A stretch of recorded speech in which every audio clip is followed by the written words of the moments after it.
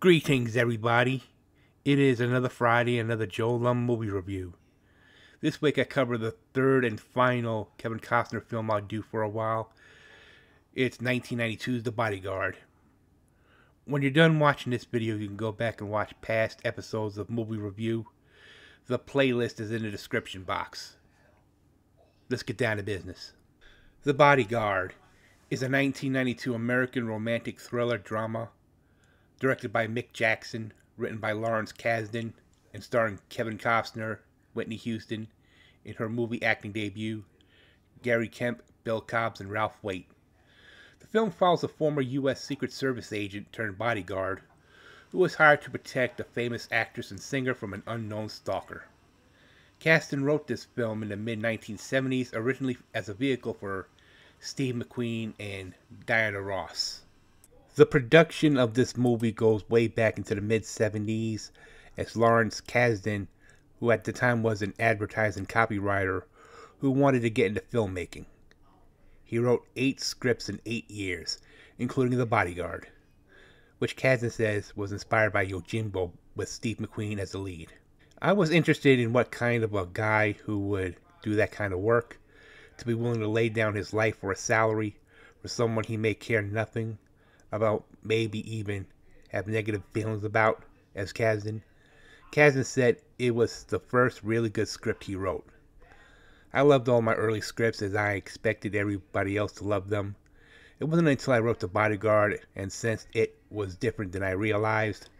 I was writing an increased level of density. A good script has levels of acting going on, unexpected turns.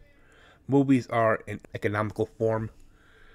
Your script must communicate in the tersest possible way an emotional feeling, implied in a mosaic of tiny scenes. An unknown screenwriter selling a speculative script must deliver a delight, and an established writer gets a lot of rope. The producer read the script and says, "I don't feel any delight, but he must know what he's doing." A lot of times he doesn't, and you say, and you have a lousy movie.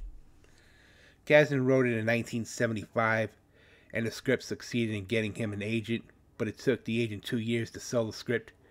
He says 67 people passed on it. Eventually the script was sold to John Calley for $20,000. Calley brought in John Boorman to direct.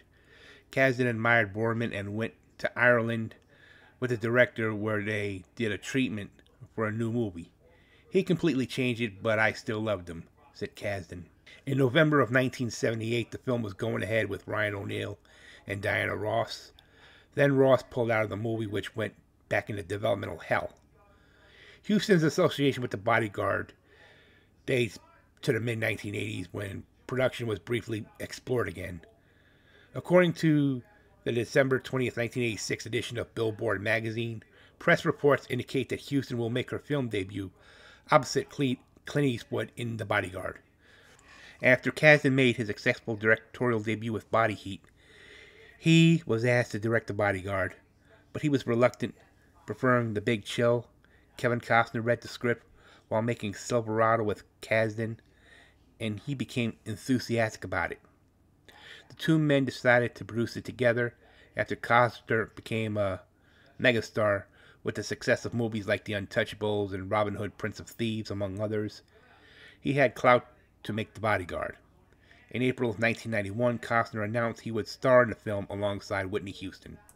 Let's get to the start of the movie, as Rachel Moran is an Academy Award-nominated actress and music superstar who is being sent death threats by a stalker.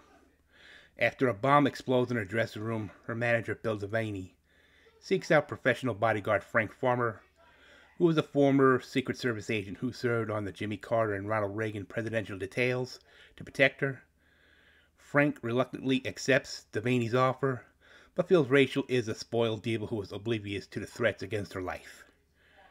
Rachel soon accuses Frank of being paranoid, complaining that his extensive protection techniques are intrusive.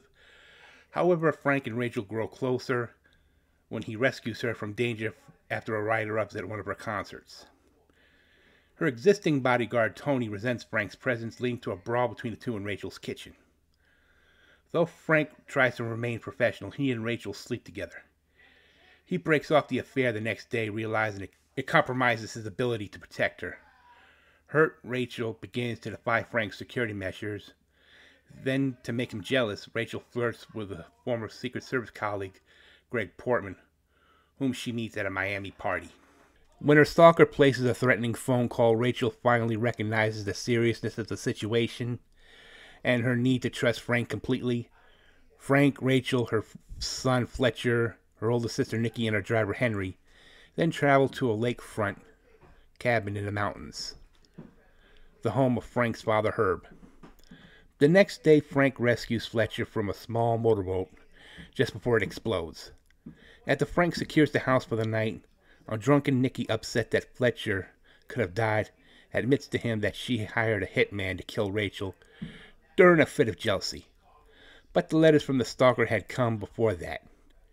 She has already paid in full and does not know who the killer's identity is. Abruptly, the hitman breaks into the dark house and fatally shoots Nikki. Frank pursues the killer into the woods. He shoots at the assailant, misses, and the assailant escapes. He then learns that the stalker had been apprehended earlier that day and was in custody when Nikki was killed.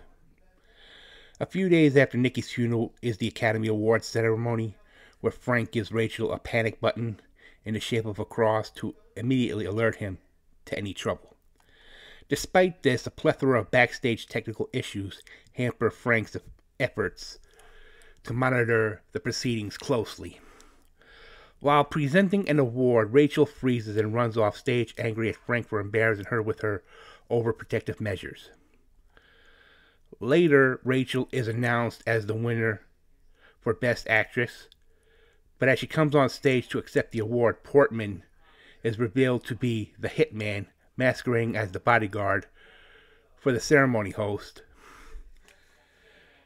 Frank notices Portman pointing a gun disguised as a camera at Rachel and preparing for the fatal shot. He runs on stage and leaps in front of Rachel and is wounded by the bullet that was meant for her.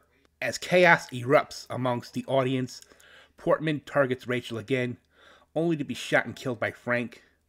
While Rachel urges Frank to remain conscious and calls for help, he slowly passes out. Frank recovers from the shooting and bids farewell to Rachel at the airport, both knowing their relationship would never work out. After the plane starts to take off, Rachel suddenly orders the plane to stop, jumps out and runs to Frank for one last passionate kiss.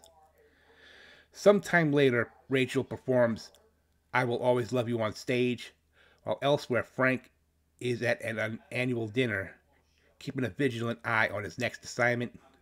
A minister is seen holding a cross similar to the one that he gave Rachel. That's the end of the movie. With a budget of $25 million to make, The Bodyguard was released by Warner Brothers on November 25th, 1992, Thanksgiving weekend. The film grossed $411 million worldwide, becoming the second highest grossing film of 1992, but received generally negative reviews by critics who criticized its screenplay and performances of the lead actors. The film's accompanying soundtrack by Whitney Houston became the biggest selling soundtrack album of all time, with sales of over 50 million copies worldwide, and won a Grammy Award for Album of the Year. While the singles I Have Nothing and Run To You received nominations for the Academy Award for Best Original Song, the film received 7 nominations at the 13th Annual Golden Raspberry Awards, including Worst Picture, Worst Actor for Kevin Costner, and Worst Actress for Whitney Houston. Give me a fucking break. Review aggregator Rotten Tomatoes reports an approval rating of 38% based on 50 reviews, with an average score of 5.2 out of 10. Its critical consensus reads, The Bodyguard is a cheesy, melodramatic potboiler, with occasional moments of electricity from Whitney Houston. On Metacritic, the film has a score of 38 out of 100 based on reviews from 20 critics, indicating generally unfavorable reviews. Audience surveyed by CinemaScore gave the film a B+ grade on a scale of an A+ to F. Owen Gleiberman of Entertainment Weekly wrote, To say that Houston and Costner failed to strike sparks would be putting it mildly. He added that the movie gives us two self-contained celebrity icons working hard to look as if they want each other. It's like watching two statues attempting to mate. Roger Ebert gave it 3 out of 4 stars and wrote, "The movie does contain a love story, but it's kind of guarded passion that grows between two people who spend a lot of time keeping their priorities straight." The film is listed in Golden Raspberry Award founder John Wilson's The Official Razzie Movie Guide as one of the 100 most enjoyably bad movies ever made. Did you know there was a planned sequel for The Bodyguard?